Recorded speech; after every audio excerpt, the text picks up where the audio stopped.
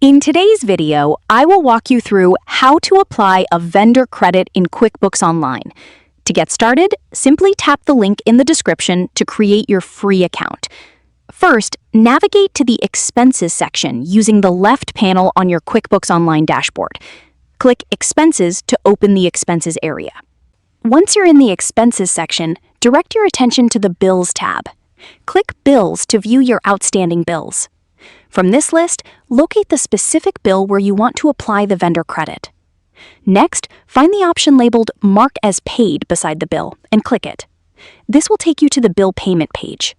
On the bill payment page, review the payment details and locate the available vendor credit you want to apply to this bill. Select the specific vendor credit you want to use. After selecting the vendor credit, review the information to make sure the correct credit has been applied to the bill. The vendor credit will reduce the amount owed on the bill. Once everything is correct, click Save and Close. This will save the changes and update the payment information.